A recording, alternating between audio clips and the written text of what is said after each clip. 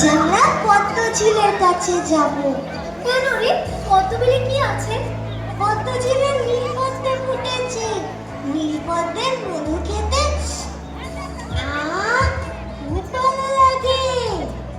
তুই কি করে জানলি যে পদ্মবিলে নীলপদ্ম ফুটেছে? ওখানে তো নীলপদ্ম ফুটেছে।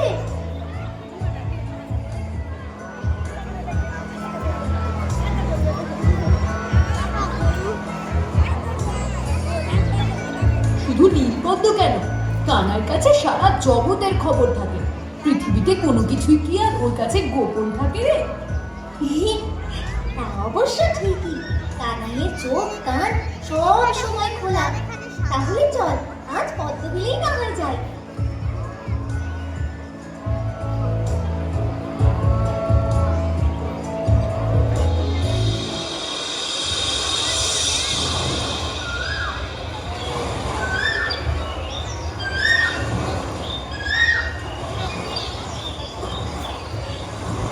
ওই তো নীলপদ্ম, কি অপূর্ব! তোরা দাঁড়া, আমি সাঁতার কেটে ফুল তুলে আনছি, তারপরে মধু খাবো। এই যে জায়গাটা এতক্ষণ সুন্দর বলছিলি, ওই ফুলগুলো তুলে এনে ছিঁড়ে ফেলে দিলে জায়গাটা আর এমন থাকবে? এরকম একটা সুন্দর জায়গা নষ্ট হলে তোর একটু খারাপ লাগবে না?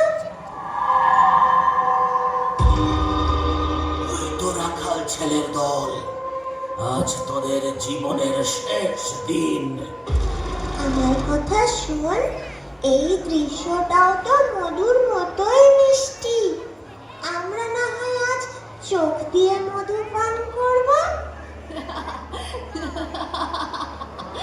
সত্যি কানাই, তুই পারিসও বটে।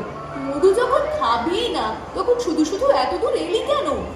দাদা, তোমার কানাই কি কোনো কিছুই শুধু শুধু করে বলো? হ্যাঁ, শুধু শুধু নয়, তোদের মৃত্যুই তোদের এখানে টেনে এনেছে। আজ সব কটাকে একসাথে শেষ করে দেব, তবেই আমার দিদি পুতরা আর ভাই বকাসুরের বিদেহী আত্মা শান্তি পাবে।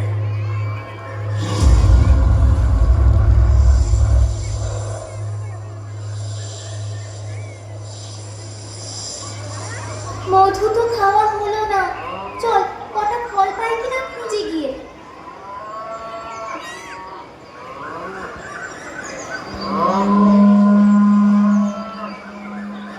ধুর, কানাইটা এমন জায়গায় আনলো যে একটাও ফল পেলাম না।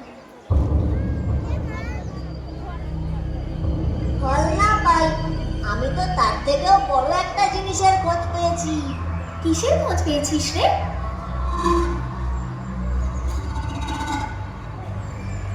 ওই দেখ, গুহা। তাই তো, কিন্তু এখানে তো কোনোদিনও গুহা ছিল না। চল তো ভেতরে গিয়ে দেখি।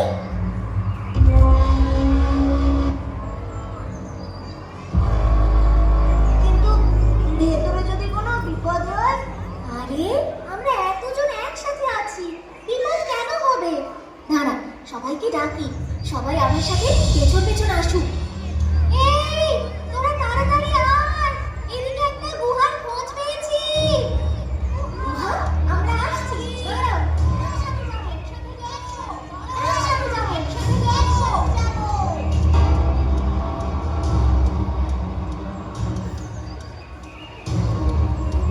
ও কি, এই গুহাটা কোথা থেকে এলো?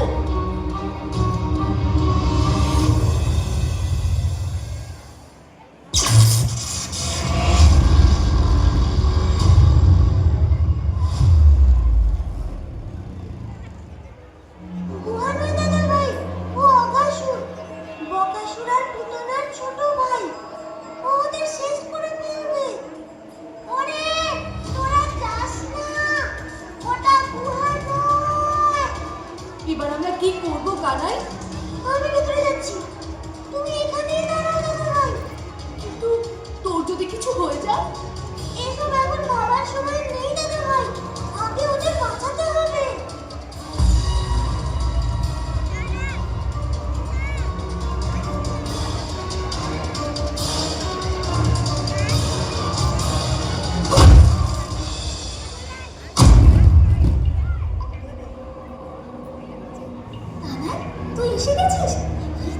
গুহাটা কেমন